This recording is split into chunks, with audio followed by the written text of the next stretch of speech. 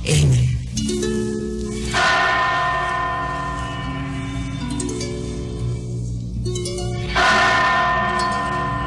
RPN Radio Philippines Network, DZRL Batak, DZKI-IRIGA, DYKB Bacolod, DYKC Cebu, DXKS Surigao, DXKO Cagayan de Oro, DXXX Zamboanga, DXKD Dipolo, DXKT Davao, DXDX General Santos, RPN Radio Philippines Network.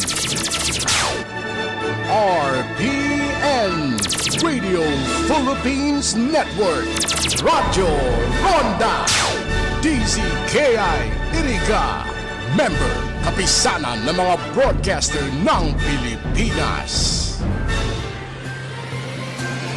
CNN Philippines R sa RPN DZKI-IRIGA alas 6 hasta alas 7 ng manggi, Lunes hanggang Biyernes. CNN Philippines R.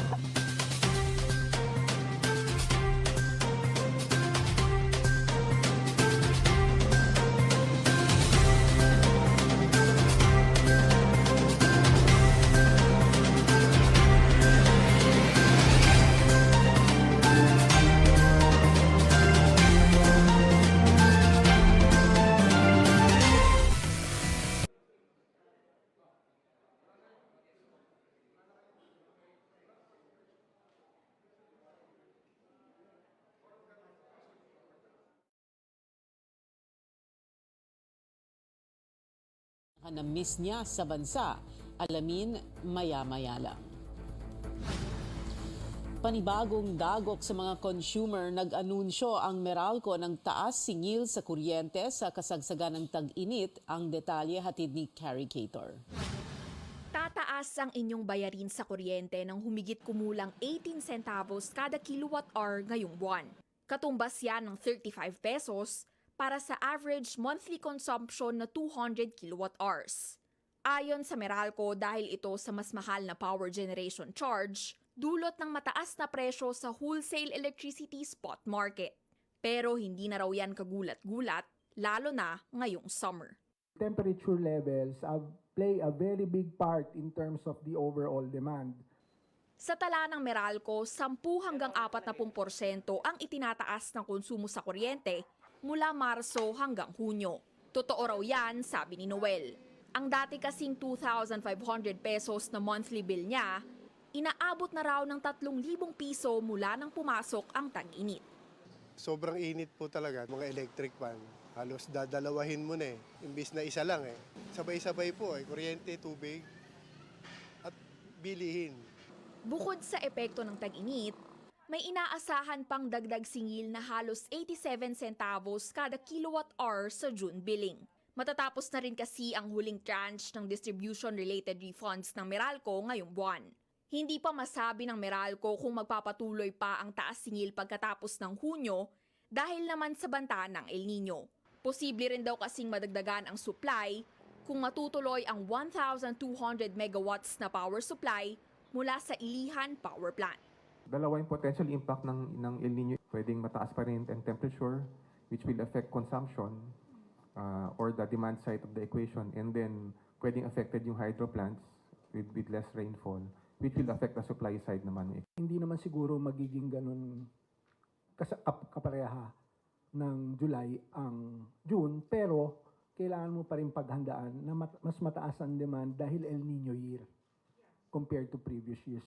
Nakipag-ugnayan na rin daw ang Meralco sa commercial at industrial partners para kumuha na lang ang mga ito ng supply sa kani-kanilang generation sets at mapreserba ang power grid ng Meralco para sa residential customers. Pero paalala nito sa mga consumer, maging mas wais at magtipid pa rin sa kuryente. Carrie Cator, CNN Philippines. Pinaghahanda naman ang mga residente ng Albay para sa kalahating araw ng brownout bukas. Ayon sa National Grid Corporation of the Philippines, magtatagal ito mula alas 6 ng umaga hanggang alas 6 ng gabi. Dahil raw yan sa preventive at corrective maintenance sa mga linya ng kuryente. Halos araw-araw ng kalbaryo ng mga taga-Albay ang nararanasang brownout at mababang power voltage. Usapang kuryente pa rin, mas mura na ang singil ng Central Negros Cooperative sa Bacolod dahil sa nadiskubreng maling paggamit ng fuel index na galing Indonesia. Ang kawalan naman ng kuryente sa Panay noong April 27, bunsod umano ng pagbitaw ng isang power plant sa grid matapos mag-clear ang isang fault sa lalawigan. Narito ang ulat ni Caitlin Cruz. Bumaba na raw ang singil sa kuryente ng Central Negros Cooperative o CENECO sa mga sineserbisyohan nito. Mula 16.29 pesos per kilowatt hour noong nakaraang taon, bumaba ito sa 12.73 pesos nitong Abril. Bunga raw ito ng naisiwalat na iba't ibang fuel indices na ginagamit sa pagsusource ng fuel para sa kuryente mula Indonesia na mas mataas ng 4 na beses kaysa Indonesia. Because of that, we were given fuel discount actually starting October up to February. So there is a 4 pesos fuel discount given, accumulated po in 4 instances. Sa isang inquiry ng House Committee on Energy, humingi ng paniniguro si Representative Greg Gasataya ng Bacolod sa CENECO na hindi na mauulit ang maling paggamit ng fuel index na nagresulta sa mahal na presyo ng kuryente. Ganito rin ang panawagan niya sa Department of Energy at Energy Regulatory Commission na inatasan niyang magsumite ng report ukol sa insidente. Sobrang masakit yung nangyari sa mamamayang Pilipino na hindi pwedeng nagkamali lang sila that they did not know, but I believe dapat may gagawin sa kanila. Your Honors, we can assure our good congressman, as far as CENECO is concerned, we will do our best for the betterment of our operation and the benefits of our member consumer.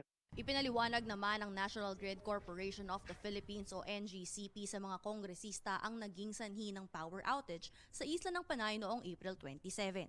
Nagkaroon daw ng fault sa Bacolod na na-detect ng NGCP Bacolod Substation na naayos naman daw nila. Pero nagkaroon daw ng tripping mula sa PCPC power plant sa Panay. At dahil sa pagbitaw nito, nagkaroon ng matinding undervoltage na nakaapekto sa daloy ng kuryente. So it was unexpected po na bumitaw yung power plant. And dahil malaki po yung karga ng power plant at 135 megawatts, it caused a severe undervoltage. Is at the time this happened, marami pong naka-forced outage sa Visayas grid. So nung bumitaw po yung power plant, yung PCPC, wala na po tayong pagkukunan ng voltage support. Pero yung aberya noong April 28 at 29 ay dahil daw sa hindi agad naka-recover ang isla ng Panay mula sa pagbitaw ng power plant mula sa grid. Sa nangyaring inquiry, hindi nito naipaliwanag kung tuluyan na nga bang naresolba ang nasabing issue. Magusumite pa rin daw ang NGCP ng detalyadong report sa komite ukol sa pagkawala ng kuryente. Caitlin Cruz, CNN Philippines. Tinukoy na ng Meralco kung saang bahagi ng power system ng Ninoy Aquino International Airport Terminal 3 nagkaroon ng problema na naging dahilan ng power outages noong Mayo 1. Pero sa pag-uusisa ng mga mambabata sa Kamara, hindi pa matukoy kung ano ang naging sanhi ng pagkasira, kung ito ba ay sinadya o hindi. May ulat si Senior Correspondent George Cahiles. Batay sa inisyal na investigasyon ng Meralco, lumalabas na ang dalawang insidente ng power outage sa NAIA Terminal 3 noong May 1 ay dahil sa palyadong mga transformer sa isang power substation ng paliparan. Ayon sa Meralco, nakita nila ang sinasabing fault current o abnormal na daloy ng kuryente sa tatlong transformer na ito sa parehong pagkakataon na nawalan ng kuryente sa Terminal 3 noong Labor Day. We can still clearly see the flashover marks or burn marks on those current transformers. We also got information that the testing indeed showed that these current transformers are already busted or have already failed. Sa ngayon, inaalam pa ng binuong Interagency Task Force kung bakit nasira ang mga transformer. Nakalagay daw kasi ito sa isang power substation ng Terminal 3 sa bahagi ng parking lot sa harap ng airport. Pwede po ba na meron pong pwedeng pumasok doon sa parking lot para kalikutin yung damaged. If you compare it to the substations, the other substations, they are all on the air side, which is in the tarmac or in the terminal itself, where access is restricted. While this substation is in the parking lot, it is accessible to the public. You can say that it is in a less secure position. So, am I correct to say now, then that could have been tampered, which had caused the May 1 incident? That is a matter being investigated, Congressman Gas. Inusisa rin ng mga mambabatas kung bakit ngayon lang magsasagawa ng power audit ang Manila International Airport Authority at Meralco, gayong nagkaroon na ng power outage sa paliparan noong September 17, 2020 na nakaapekto rin sa mga flight. Pero kung ginawa na natin kaagad yung September 17 na nag-audit tayo sa ibang mga station, siguro hindi mangyayari na naman to eh. Hanggang ngayon, hindi pa raw ibinibigay ng kontraktor ng Terminal 3 ang plano o drawing ng estruktura kahit na naresolba na ang issue sa pagitan nila ng pamahalaan. Magagamit daw sana ito para maging komprehensibo ang gagawing audit sa power system ng airport. The Japanese Embassy to request their assistance in establishing a contact person in Takenaka, so that we could liaise with them and ask, request or negotiate that these as-built plans be delivered to us. Samantala, pinaghahandaan daw ngayon ng MIAA ang pagkakaroon ng karagdagang generator sets para sa paliparan. Nasa 30% lang daw kasi ng power load ng airport ang nasusuportahan ng mga genset nila. Plano raw ng MIAA na magrenta ng 3 karagdagang generator sets para magamit kapag may power outage. At kalaunan ay bumili ng sariling units para 100% masuportahan ng buong airport kapag mawalan ng kuryente. George Cahiles, CNN Philippines. Susunod, dating Pangulo ng Estados Unidos na si Donald Trump sinabing kaya niyang tapusin ang gyera ng Russia at Ukraine sa loob lang ng isang araw. At Vice President at Education Secretary Sara Duterte, co-vice chair na ngayon ng Anti-Communist Task Force ng gobyerno. Manatiling nakatutok sa Newsnight.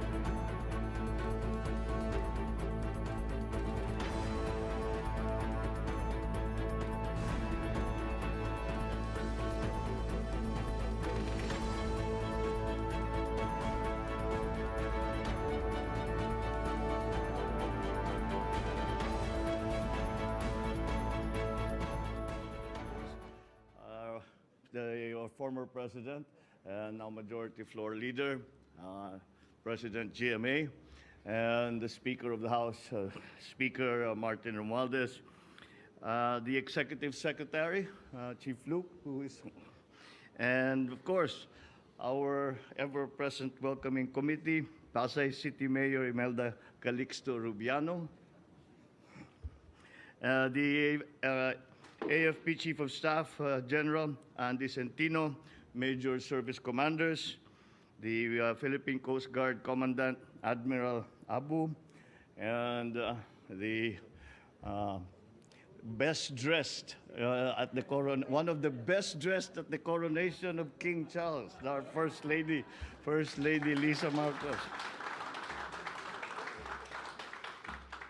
Fellow workers in government, ladies and gentlemen, good afternoon.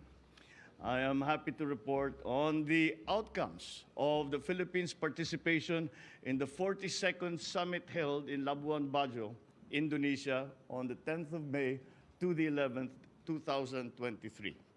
During our meeting with the ASEAN leaders, I emphasized the importance of upholding the international rules-based system which has underpinned regional security, peace, and order in our region. I expressed our commitment to the principles of free trade and the multilateral trading system, called for enhanced support for nano businesses, MSMEs, and their integration into the global economy. We will continue to work towards long-term food and energy security and to address the impacts of climate change, amongst other things. The Philippines expressed support for the community-building efforts of ASEAN, including the strengthening of ASEAN's institutions. The leaders also discussed regional and international developments. During the discussions on the situation in Myanmar, I called for Myanmar to adhere to the 5-point consensus and express support for Indonesia's enhanced initiatives in the implementation of the 5-point consensus. We also came to an agreement that we would adjust our approach on the situation in Myanmar and to try to engage Myanmar at every level and to all the political factions that are active and are involved in that crisis situation in Myanmar. We came to this conclusion simply because we say what we have done. We have laid out the 5 points of consensus and we put it forward to Myanmar, but it has been 2 years and there has been no movement. And we decided we must try, we must do it another way. And there are many members who have experience in these long ongoing political negotiations, and the advice is to engage everyone equally, and that is what we intend to do. I, of course, expressed our deep concern regarding the humanitarian crisis and the continued economic impacts of the Russia-Ukraine war. This contributes to global food and energy insecurity. On the South China Sea, I reaffirmed the Philippine commitment to the order anchored on 1982 UNCLOS. On Timor-Leste, I conveyed that ASEAN should support Timor-Leste in its efforts towards full ASEAN membership, which we regard as just as a matter of time, as they had come to this summit as an observer status. I participated in leaders' interfaces with the ASEAN leaders, with the ASEAN Interparliamentary Assembly, and the representatives from the ASEAN Business Advisory Council, the ASEAN Youth, and the high-level task force on the ASEAN Community Post-2025 Vision. This task force has been given the job of charting the roadmap until 2025 for the transformation of the regional economy and the parts that each country will play in that resurgence.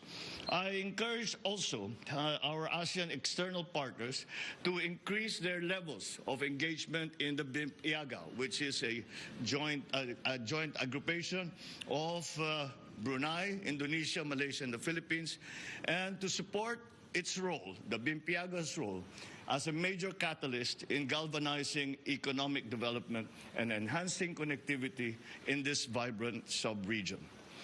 I once again thank our host, Indonesian President Joko Widodo, for extending such hospitality to our delegation. I look forward to continue working with the chair, Indonesia, and other ASEAN member states, as well as ASEAN's external partners for the 43rd ASEAN Summit and related summits, which will happen in September of 2023 in Jakarta. We will meet to advance our shared goals for a peaceful, secure, and more prosperous region. I believe that the summit was a success in that it charted the new directions that were initiated by the chairman, President Widodo, and with the concurrence of all the member states. And many new ideas were ventilated, and many of those were adopted, and we'll see, hopefully see some progress on the political front and certainly on the economic front. Thank you very much and good afternoon.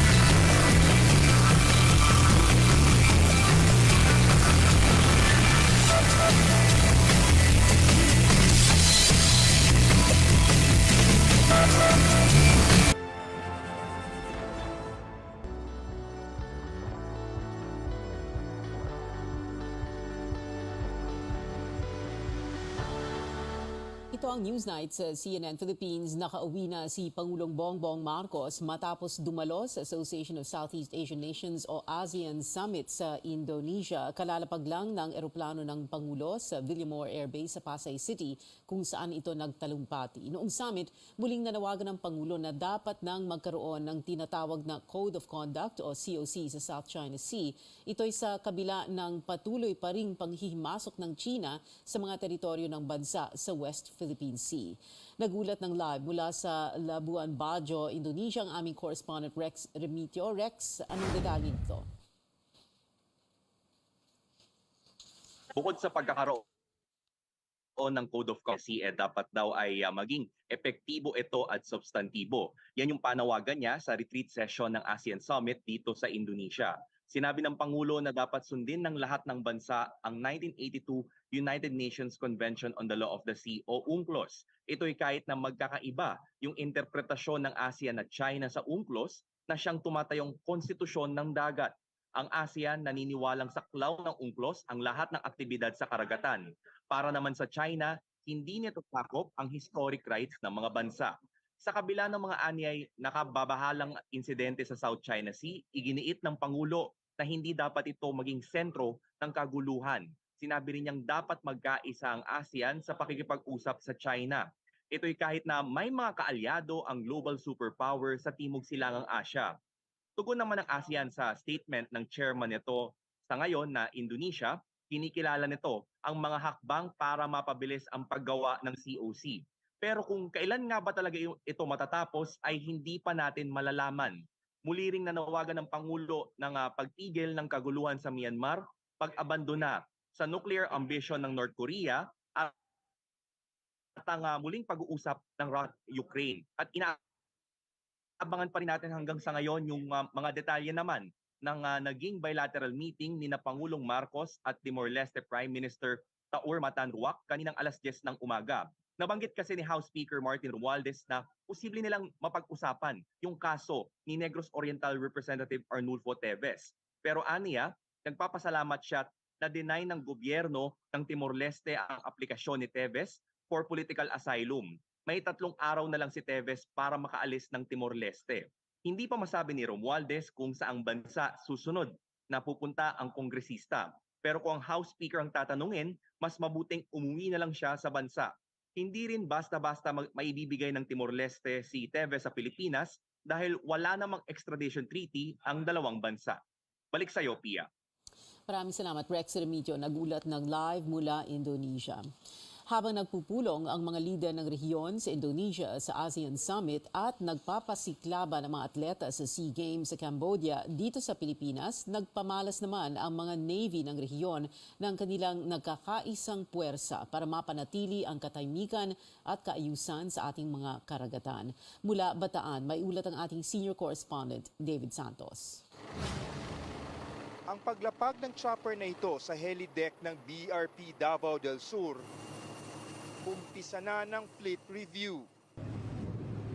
Pila-pila na ang 9 na kalahok na Navy ships mula sa iba't ibang bahagi ng Southeast Asia.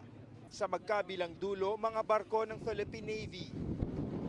Sa pagitan nila, mga barko naman ng Singapore, Indonesia, Malaysia, Thailand, Brunei at Vietnam. Nagsilbi namang observers ang Cambodia, Laos at Myanmar. Taong 2017 unang isinagawa ang ASEAN Fleet Review na layong palakasin ang interoperability ng mga navy sa riyon. Nakansela lang ito noong 2020 dahil sa pandemya. We send a clear message to the region and to the world. We are dedicated to safeguarding our shared waters. Ito ang kauna-unahang multilateral fleet review at naval exercise na pinangunahan ng Pilipinas. Pagkakataon na rin ito para ipamalas na kaya nating makipagsabayan sa mga navies sa ASEAN region. Noong araw, we were just dreaming of this, that we have a navy that is really something that we can really be proud of. Ang lalaki ng mga navy ships pero hindi napapahuli yung natin, yung ating navy. Kasabay nito ang taunang ASEAN Navy Chiefs Meeting kung saan tinalakay ang guidelines for maritime interaction. Nakasaad dito ang mga dapat masunod tuwing nagkakasalubong ang ASEAN Navy sa dagat para masiguro ang kaligtasan ng lahat. Bagamat hati ang opinyon sa ibang mga bagay gaya sa agawan ng mga teritoryo sa South China Sea at pakikitungo sa China, nagkakaisa naman ang mga ASEAN Navy sa ibang aspeto ng maritime security operation. Kabilang na ang tulong-tulong na pagtugon sa mga sakuna. Pag ginagawa natin ito is not against to anybody else. If all the armed forces are talking to each other, I think we can prevent war to happen. Dahil walang maliit na puwersa kung nagkakasama-sama. Mula sa karagatan ng Bataan. Let's go, Navy! David Santos, CNN Philippines.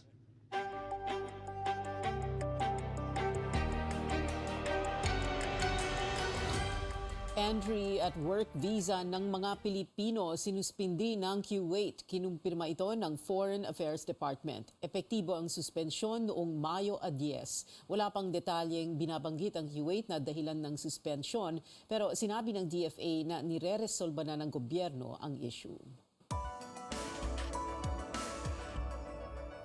Hindi bababa sa 15 tao ang nalunod matapos tumaob ang isang barko sa Nigeria.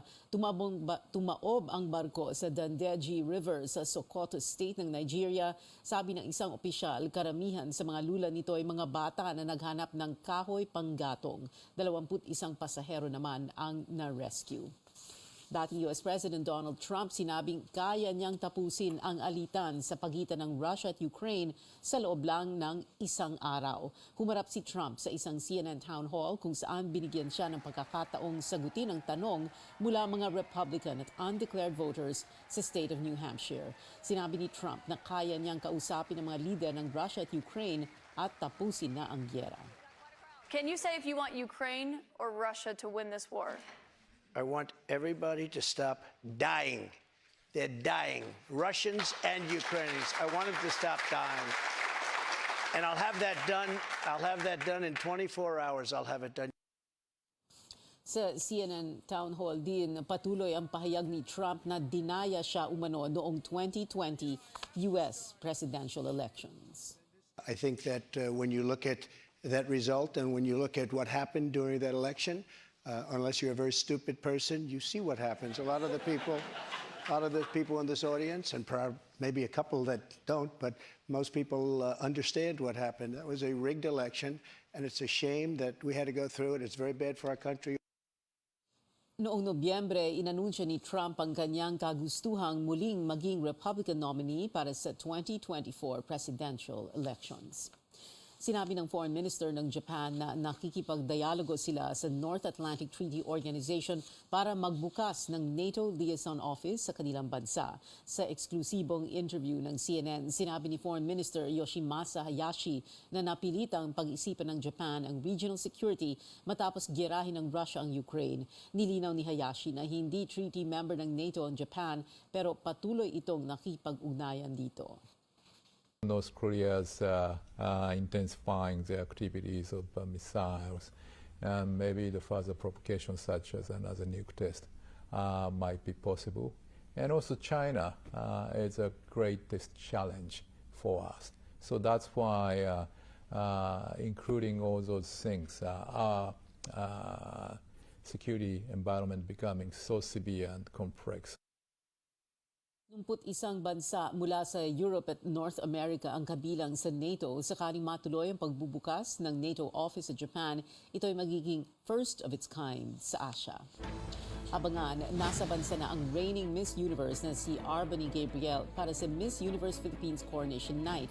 Ibinahagi ng Filipino-American Beauty Queen kung ano ang kinasabikan niya sa pagbisita niya sa Pilipinas. At magandang balita para sa Dub Nation, hindi pa tapos ang NBA playoffs para sa Golden State Warriors matapos silang magwagi sa Game 5 laban sa Los Angeles Lakers. Manatiling nakatuto sa CNN Philippines.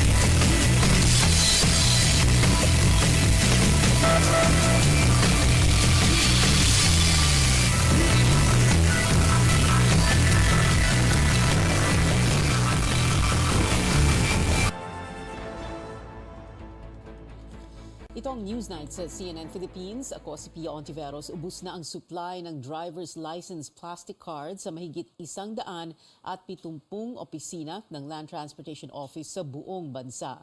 Pero dito sa report ni CNR Kanghel, posibleng sa Agosto pa masimulan ang delivery ng plastic cards para makapag-imprenta muli ang LTO ng mga lisensya. Umabot na sa mahigit 200,000 plastic cards ang kulang ng Land Transportation Office para makapag-imprenta ng driver's license. Base sa datos na ipinresenta ng LTO sa pagdinig ng House Transportation Committee, nasa mahigit 80,000 pirasong plastic cards na lang ang natitirang supply ng ahensya. Halos kalahati sa 350 opisina ng LTO sa buong bansa, wala na ring supply. Pero ilang buwan pa ang hihintayin ng mga motorista para makakuha ng permanenteng lisensya. Sa Hunyo pa kasi target i-award ng Transportation Department ang kontrata para sa panibagong plastic cards. Ang delivery nito, posibleng sa Agosto pa magsimula. Per the published terms of reference, the first batch of delivery will happen within 60 calendar days upon the issuance of the notice to proceed, and our target issuance of the notice to proceed will be June 26, 2023. Napuna ng isang mambabatas ang tila kawalan ng komunikasyon sa pagitan ng DOTR at LTO hinggil sa procurement ng plastic cards. Ayon kay LTO Chief J.R. Tugade, nabanggit na niya kay Transportation Secretary Jaime Bautista ang papaubos ng supply ng plastic cards noon pang nakaraang taon. Pero nahinto ang planong pagbili ng LTO dahil sa special order na inilabas ni Bautista noong Enero. Inaatasan ng nasabing order ang Central Office ng DOTR na pamunuan ng procurement sa LTO at ibang sectoral offices kung mahigit 50 milyong piso ang halaga ng kontrata. So November, kung nag-assume ka, December nakuha natin yung report, hanggang April na lang tayo. Did you report it to DOTR na, boss, hanggang ano na lang tayo, April dito? Verbally, sir, in meetings, in some of the meetings that I had with Sec Jimmy, it was discussed. With that verbal report from LTO ng December, na madideplete na yung card by April, hindi kayo nagkaroon ng panic mode doon? I cannot confirm or make comment on that as I am not included in that particular meeting at this point. Alam nyo na mauubos na yung inyong card, dapat yan early part of 2023, pinuprocure nyo na yan na walang nangyaring procurement. Depensa naman ng DOTR, pinag-aralan nila lahat ng implikasyon ng paglalabas ng order. As mentioned by our colleagues from LTO at that time, there is still no posted procurement for the license ID cards prior to the issuance of the SO. If there has been an active procurement, then the Secretary has always been open in exploring all the possible options. Sa oras na dumating ang plastic cards, plano ng LTO na magbukas ng temporary printing facility para mabawasan ang backlog sa lisensya. Balak din ng LTO na dagdagan ang buffer stock ng plastic cards para siguruhing tuloy-tuloy makakapag-imprenta ng lisensya sa loob ng 1 taon. Cian Arcangel, CNN Philippines. Mas mabagal ang paglago ng ekonomiya ng bansa sa unang quarter ng taong ito kumpara sa 2022. Gayunman, tiniyak ng economic managers na on track pa rin ang gobyerno sa growth target nito ngayong taon. Ang report hatid ng aming senior correspondent Lois Calderon. Gayak na si Patrick at ang kanyang nobya patungong Albay sa Bicol.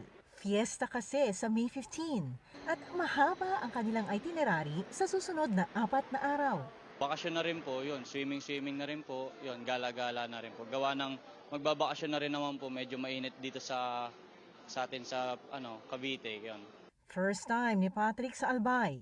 Pero simula nang matapos ang pandemic lockdown, namasyal na si Patrick sa Iloilo at Mindoro. Makabawi-bawi po sa 2 taon na pahinga gawa ng COVID. Revenge travel ang tawag sa behavior ng mga taong balik pasyal matapos ang mga lockdown. Ang kanilang paggasta naging haligi ng ekonomiya, 75% na kontribusyon ayon sa PSA. Sa datos na inilabas ng PSA nitong Huwebes, lumago ang Gross Domestic Product o GDP sa bilis na 6.4% sa unang quarter ng taon. Mabagal kumpara sa natala nung parehong panahon noong 2022. Gayunman, higit yan sa 6.1% na forecast ng isang Reuters poll ng mga ekonomista. At pinakamabilis na GDP growth rate sa buong Southeast Asia para sa quarter, ayon sa NEDA. Ang dahilan ng pagbagal, mataas na presyo ng bilihin at mas mataas na interest rate sa utang matapos ang sunod-sunod na interest rate hike ng Bangko Sentral mula 2022.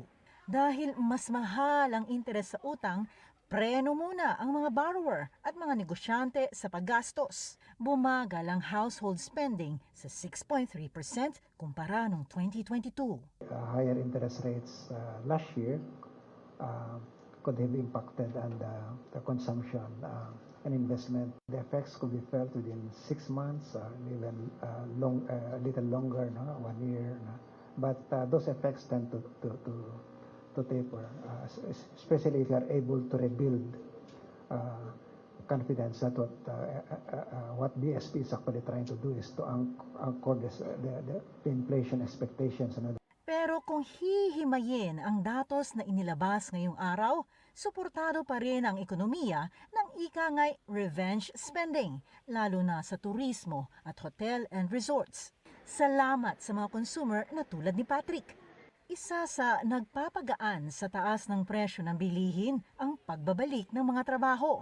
Makikita ito sa pagbaba ng bilang ng unemployed na nasa 4.7% nitong Marso kumpara sa 5.8% noong March 2022. Ayon pa kay NEDA Secretary Arsenio Balisacan, nag-peak na ang inflation. Ibig sabihin tapos na ang panahong masakit sa bulsa ang presyo ng bilihin. Kaya kumpiyansa silang babalik ang consumer confidence at maaabot ng economic managers ang growth target na hanggang 7% ngayong 2023. We need to exercise caution in interpreting this as a slowdown. Rather, the economy is normalizing its previous trend. The better-than-expected first quarter performance this year implies that we are returning to our high-growth trajectory despite the various challenges. Suma total, bumagal ang ekonomiya pero bumabalik na ang trabaho at pababa na ang inflation. Susunod na sana ang interes sa utang, preno muna ang central bank sa rate hikes. Kaya tumaasa ang economic leaders natin sa pagbabalik ng kumpiyansa ng consumers at investors. Sa ngayon ay nakatuon ang pansin sa tinatawag na external headwinds o yung kaganapan sa labas ng bansa na maaaring makaapekto sa atin. Lois Calderon, CNN Philippines. Itinalaga ngayong linggo bilang Vice Co-Chairperson ng Task Force na layuning tapusin ang komunismo si Vice President at Education Secretary Sara Duterte. Ayon sa pamalaan, walang dapat ikabahala rito maliban na lamang ang mga miyembro ng maarmadong grupong ayaw magbalik loob sa gobyerno. Narito ang report ng aming correspondent Chrissy Di Matulak. The NTF-ELCAC-EXICOM has approved the designation of Vice President Sara Duterte and the Department of Education Secretary as co-vice chairperson of the task force, and we thank her for accepting the challenge. Sa pagtatalaga kay Vice President at Education Secretary Sara Duterte bilang co-chairperson ng National Task Force to End Local Communist Armed Conflict o NTF-ELCAC, umaasa ang security cluster na matutuldukan na ang higit 5 dekada ng problema sa insureksyon sa bansa. Ayon sa statement ng pangalawang Pangulo, ito raw ay isang malakas na mensahe para sa mga tiwali na seryoso ang gobyerno na durugin ang terorismo sa bansa. Ayon sa NTF-ELCAC, 2 na lang ang natitirang aktibong guerrilla front ng Communist Party of the Philippines New People's Army na parehong nasa Northern Samar, habang ang 7 sangay nito sa Luzon, 7 sa Visayas at 6 sa Mindanao ay humina na. Nasa 2,000 na lamang daw ang kabuoang miyembro ng armadong grupo. Sabi ng security expert na si Romel Banlaoy, malaki ang maitutulong ni VP Duterte bilang kalihim ng edukasyon. Kailangan daw kasing bigyan diin ang paggamit ng non-military measures sa pagsukpo ng insureksyon. Education really plays a vital role. And even in the rehabilitation of communities affected by armed conflicts, reorientation and re-education is also very, very important. Dahil nakadepende raw ang communist movement sa suporta ng masa. Sila rin ang dapat abutin ng pamahalaan para sa isang whole-of-society approach. Ang mga progresibong grupo naman lalong nababahala. Imbis daw na mapabuti ang sitwasyon, posible pang lumala ang hidwaan sa pagitan ng gobyerno at mga makakaliwang grupo.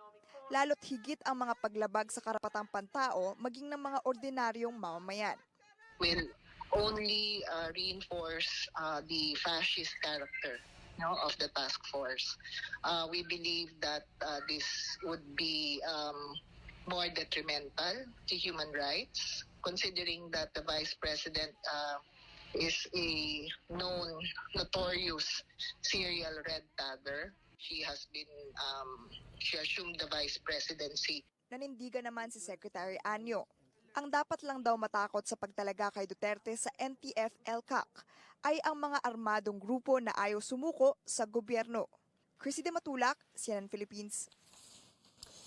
Nauwi sa tensyon ang pagdinig ng Senado tungkol sa pagpaslang kay Negros Oriental Governor Roel Degamo at iba pang political killing sa probinsya. Hatid ni Emer Santos ang buong pangyayari. Ito ang eksena sa Senado pagkatapos ng pagdinig nitong Miyerkules tungkol sa pagpaslang kay Negros Oriental Governor Roel Degamo. Makikita ang komosyon sa pagitan ng pamangkin ni Degamo na si Siato Negros Oriental Mayor Fritz Diaz at ng kampo ni Jerome Nalam, dating tauhan ng mga Degamo na lumipat na raw sa mga Teves, karibal sa politika ng pamilya Degamo. Sa pagpapatuloy ng investigasyon nitong Webes, inireklamo ni Nalam na sinugod siya ng alkalde at ng mga kasama nito sa loob mismo ng hearing room. Tinawag niya itong harassment. Very irresponsible action o gesture ng isang mayor. Pwede niyang gawin yun sa labas. Grabe sir, hindi ako talaga, napifeel ko talaga na hindi ako safety sa ginawa niya. Sabi naman ni Diaz, maayos siyang lumapit. The harassment is not true. I approached him, nag-abot kami doon, nakita ko siya, parang lumuhod ako, sinabi ko sa kanya, napatay niyo si Gob, pero hindi niyo talaga ako napatay. Hindi niyo ako napatay, pastor, sabi ko sa kanya. Tapos yung isang tao, di ko kilala, naka-brown, lumapit, siya yung sumigaw. Una nang itinanggi ng suspendidong Negros Oriental Congressman Arnie Teves na may kinalaman siya sa pagpatay kay Degamo. Hinimok ni Senate Committee on Public Order Chairman Bato de la Rosa ang Negros Oriental Police na bigyan ng security escort ang magkabilang grupo. Pag may mangyari dito sa grupo na ito, managot ka sa akin ha, escortan mo ito. Ha? At the same, itong grupo rin ni Degamo. Ang tensyon hindi lang sa pagitan ng resource persons. Maging si De La Rosa hindi napigilang magtaas ng boses nang talakayin ang pagpaslang kay Dumaguete radio broadcaster Rex Cornelio Pepino noong 2020. Naniniwala si Colin Pepino, biyuda ng mamamahayag, na si dating Gobernador Degamo ang nagpapatay sa asawa niya. Pero umalma siya nang mabanggit ni De La Rosa na nasa panig siya ng mga Teves. Sorry for that if I offended you na sinabi ko ba? Sir. Yeah, sorry if I offended you. But remember, in effect, yung presensya nyo dito, side rin ng TVS dahil dinidiin nyo ang Degamo. Nasa gitna ako ng dalawang grupo na known as TV side and Degamo side. Huwag tayong magmamalinis dito. I tell you, sir. Huwag tayong magmamalinis dito. Can I speak for myself? Pasensya ka na kung na-offend kita. Pero dalawa lang ang tingin ko dito.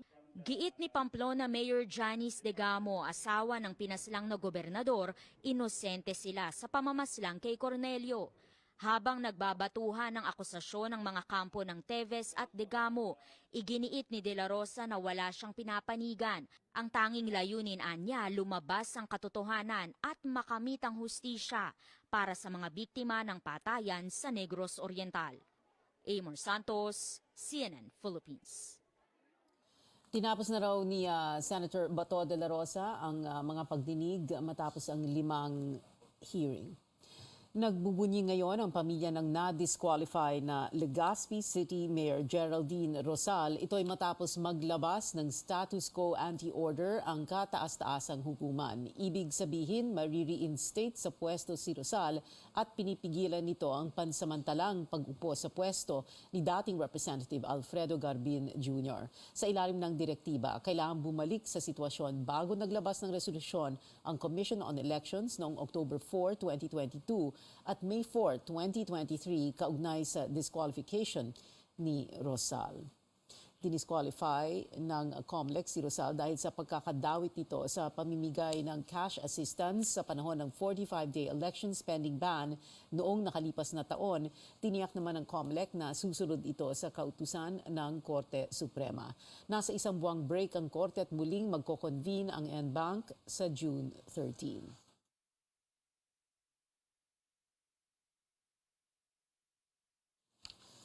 Nagbabala ang Health Department sa mga taga-Oriental Mindoro na iwasan munang kumain ng mga laman dagat dahil posible raw na kontaminado pa rin ito ng langis. Hindi pa kasi lubusang natatanggal ang tagas ng langis dulot ng lumubog na motor tanker. Narito ang report ng aming correspondent, Denisa Fernandez.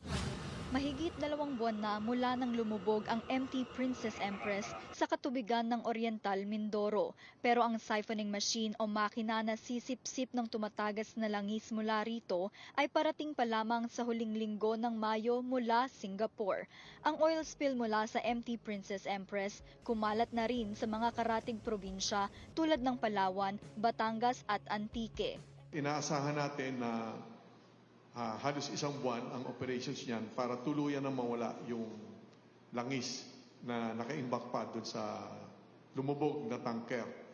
Walang datos ang gobyerno kung ilang litro pa ng langis ang natitira sa oil tanker. Higit 800 litro ang karga nito nang lumubog. Sa 74 na kilometrong coastline na tinamaan ng oil spill, 62 kilometro na ang acceptably clean o malinis na. Out of the total na 146 stations natin, 64 of these 146 ay mataas pa rin ang exceedance in terms of oil and grease.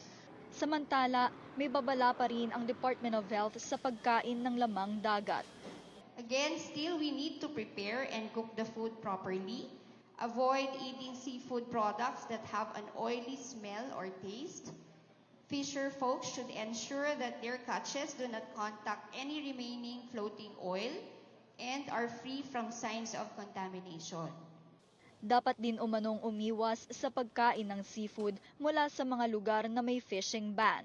Tinataya nga abot sa 200,000 katao ang apektado ng oil spill sa Oriental Mindoro. Sa huling tala, may 4,000 na ang nagpasa ng requirements para sa insurance claims.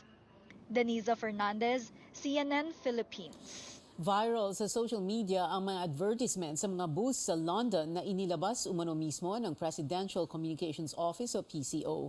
Umani ito ng magkahalong reaksyon mula sa mga netizens. Alamin pa natin ang iba pang detalye mula kay Paige Javier. Paige. Nilinaw ng Tourism Department ang nakitang advertisement sa mga booths sa London na umani ng batikos. Kita sa ad ang slogan na "We give the world our best" ng Filipina-British nurse na si May Parsons. Si Parsons ang nagturok ng unang COVID-19 vaccine sa labas ng clinical trials. Pero ayon kay Tourism Secretary Cristina Frasco, country brand ito at hindi branding ng turismo. Do clarify that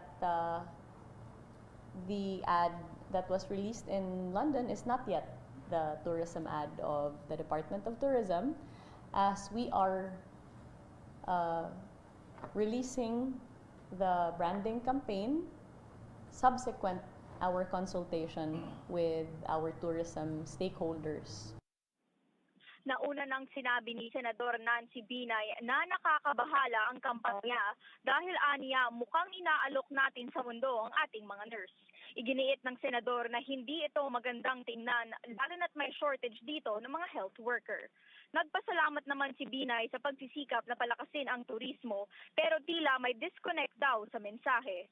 Para kay Frasco, wala siyang nakikitang mali dahil maaari pa ring makahikayat ng mga turista ang country branding.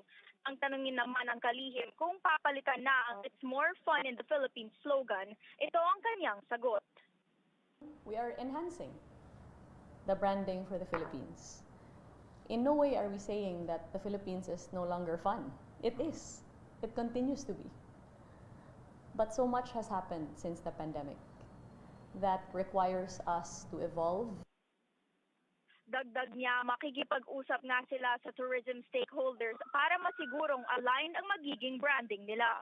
Sa ngayon, malapit na sa 2 milyong international tourist arrivals ang naitala ng Tourism Department. Target ito na makakuha ng halos 5 milyong tourist arrivals ngayong taon. Balik sa iyo, Pia. Paige Javier, nag-uulat. Susunod, sports fans may chance ang magkaroon ng makasaysayang sports gear mula sa 32nd Southeast Asian Games. Manatiling nakatutok sa Newsnight.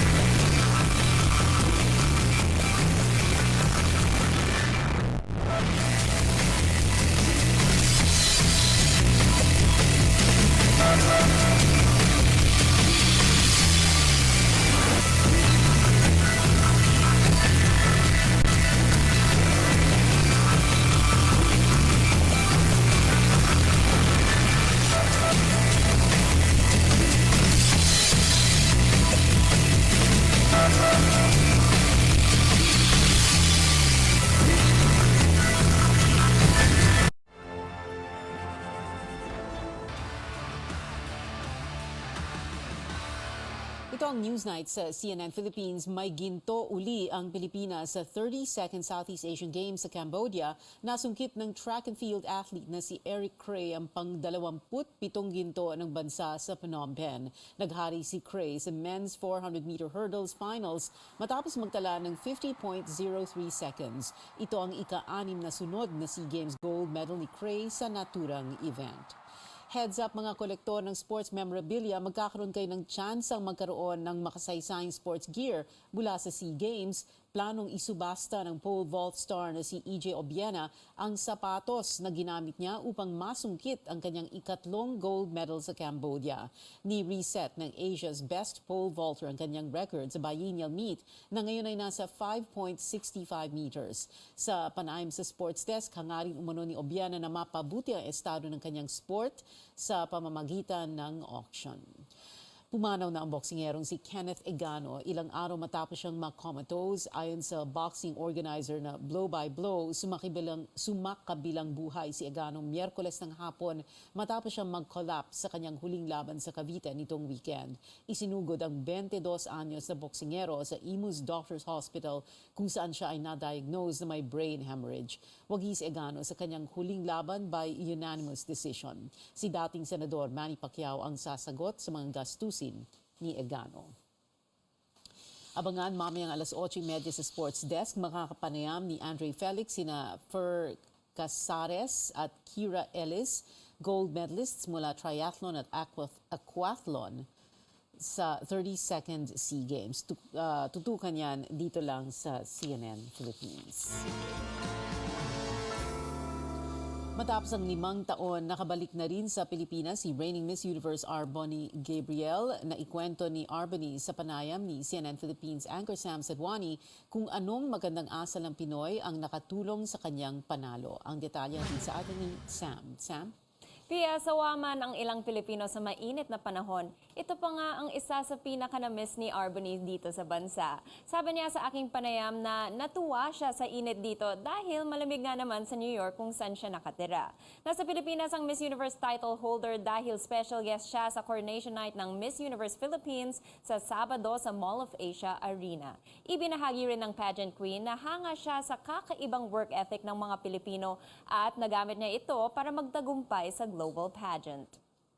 When I visit the Philippines, I notice how no matter what, they will find a way to build what they want, whether it's a house or just a nice even fort, to sell food out of anything and out of materials that they find. I think one of my favorite women that I actually studied a little bit was Maria Arosa and how she developed the banana ketchup recipe during, I think it was World War II. And she just had little means and little ingredients to make food for soldiers to help keep them alive. And that is the true essence of the Filipino spirit. Mapapanood ang iba pang mga bahagi nitong panayam ko kasama si Miss Universe Arbony Gabriel bukas sa Newsnight. At yan ang update para sa Showbiz Spotlight para sa araw na to. Balik sa iyo, Pia. Maraming salamat, Sam Sadwani. At yan ang mga kailangan ninyong malaman ngayong Huwebes, May 11, 2023. Makita-kita ulit tayo bukas dito sa CNN Philippines. Ako si Pia Hontiveros. At ito ang Newsnight.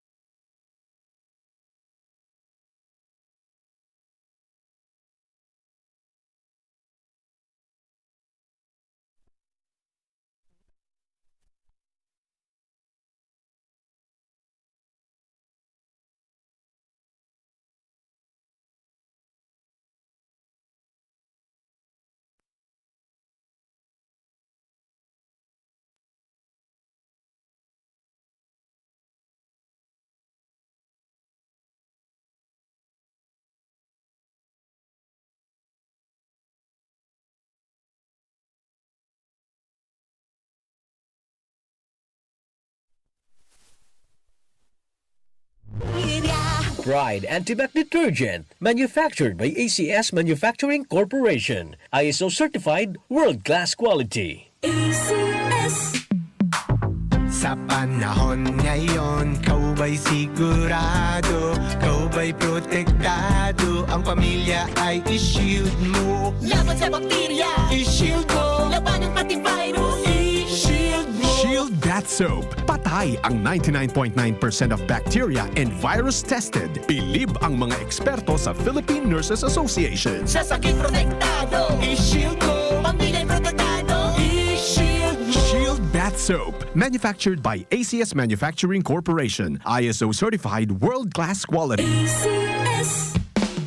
Ang buhay ay masaya pag ang hugasin ay easy, lalo na sa masebong kaldero at kawali. Kaya mag-Smart Dishwashing Paste. Pang heavy-duty hugasin. Ang galing, galing, galing. Smart! Yan ang Smart Dishwashing. May double tanggaling formula, tanggal galingan sebo at bakterya. Kaya ang Smart #1 dishwashing paste. Ang galing, galing, galing. Smart! Yan ang Smart Dishwashing. Smart Dishwashing Paste. Manufactured by ACS Manufacturing. ISO certified world-class quality. Star Wax, Star Wax, Wax. Star Wax, Star Wax, Wax. Always remember, sa paglinis, pakintabin ang sahig. Mrs. Star Wax, Wax. Kitang na to the max. Star Wax ang #1 floor wax. Ugwaning waterproof formula. Ulaan man ang tubig, balikin taban sa lug. Star Wax, Wax. Kitang na to the max, max, max. Star Wax Floor Wax. Manufactured by ACS Manufacturing Corporation. ISO certified world-class quality. Para di madaling masira ang ngipin ng pamilya, ngayon pa lang, Unique toothpaste for brushing every after kumain. dahil ang unique toothpaste, may Max Protect formula. Ngipin ay Max Alaga, Max Protektado pa. Helps stop cavities even before they start, while keeping breath fresh with regular use. Unique toothpaste for brushing para siguraduhin ngipin ay Max Alaga, Max Protektado pa. Unique. Max Alaga, Max Protectado with unique toothpaste maximum fluoride protection. Manufactured by ACS Manufacturing. ISO certified world-class quality. A first on radio, DZKI-IRIGA welcomes CNN Philippines to bring you the latest. News you can use, news you can trust. Listen to Newsnight, weekdays, 6 p.m. We now go above and beyond the headlines. Followed by Med Talk, Health Talk. We'll talk about how to keep ourselves healthy during the pandemic. Politics as usual. In this country, not everything really goes according to plan, and politics is, as usual, Up close and more. Catch CNN Philippines Hour on DZKI-IRIGA. Weekdays, 6 to 7 p.m. May diabetes ka, asin gusto mong proteheran ang sa imong mga mata sa mga komplikasyon? Nagsasapo ka kan mga problema sa mata, arugan eye strain o pagal na mata, impeksyon, gatok, gatol, malanit o sensitibo sa ilaw? Kung iyo, pues, kaipuhan mo ang iBerry. Subukan ang pinakabagong iBerry Gold na may 10 mg na lutein at mas mura sa ibang brand. Ang iBerry Gold ay mabibili sa mga suking butika. Igwa ka din problema sa kidney na dulot kang diabetes? Gusto mong proteheranan sa imong kidneys na mas lalo pang madanyaran? Asin maging marhay pa ang funksyon kay ni? Mag-Kidney Care ka na! Ang Kidney Care, sarong natural food supplement na igwang manlain-lain na sangkap na minasuporta sa salud kan kidney. Ang Kidney Care, tatabangan ka para mamantenir na healthy ang kidney mo asin marhay ang funksyon kay ni. Daina, pagparapahaluyo na maapektuhan kan sa imong diabetes ang sa imong mga kidneys. Purbaran ang Kidney Care ngunyan. Para sa bado na ka-bloom sa hamot, pruba na ang Charm Fabric Conditioner. Charm Fat Con, bangong kumaga-bloom. Charm Fat Con, damit ay may bangon ng salibong bulaklak. Charm Fabric Conditioner. Iguaning Stay Fresh Technology. Bado mo, ka-bloom sa hamot. Charm Fat Con, bangong kumaga-bloom. Charm Fat Con, damit ay may bangon ng salibong bulaklak. Charm Fabric Conditioner. Manufactured by ACS Manufacturing Corporation. ISO certified world-class quality. ACS. Pride Bar, hindi lang puti, kisla puti. Pag nilaban sa Pride Bar Blue, ang puting damit ay magiging Mas puti ito, mas puti ito, mas puti ito.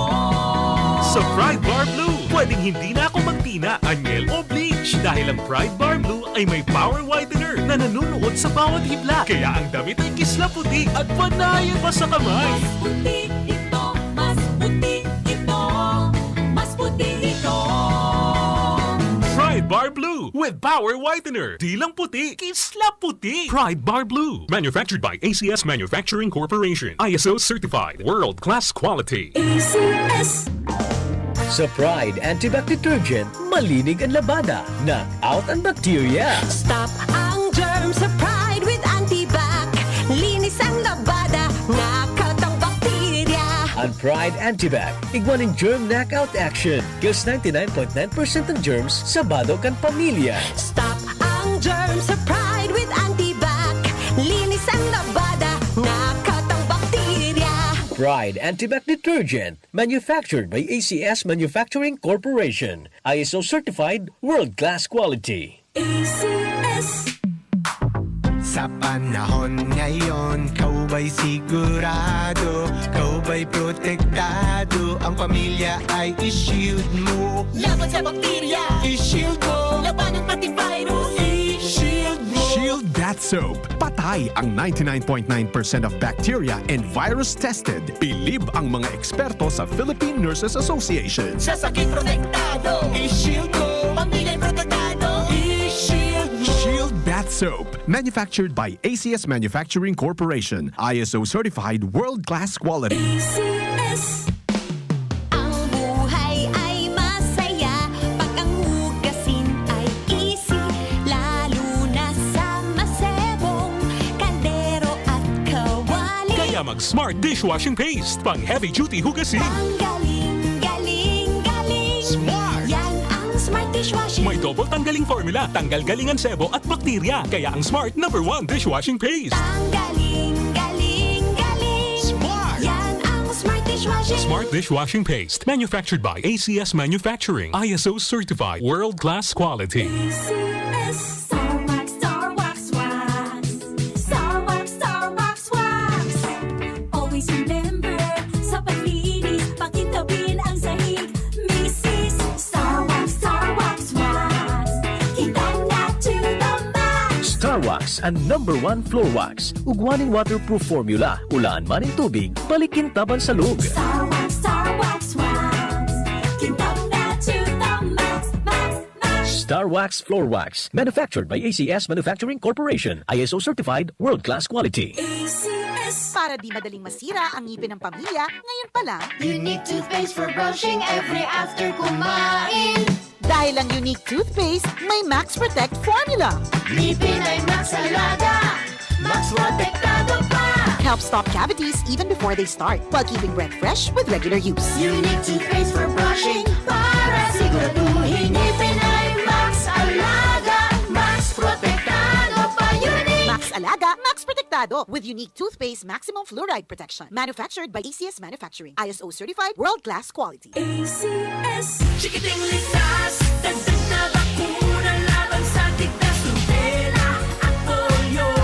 Sa ating mga anak, tungkulin natin lahat. Magpabakuna, maging ligtas para sa healthy Pilipinas. Pabakulahan ang inyong mga anak kontra rubella, tigdas at polio sa May 1 to 31. May dagdag na vitamin A supplementation pa. Alamin ang schedule sa pinakamalapit na health center. Magpabakuna na para sa healthy Pilipinas. Paalala mula sa DOH. CNN Philippines Hour sa RPN DZKI-IRIGA alas 6 hasta las 7 ng manggi, Lunes hanggang Biyernes. CNN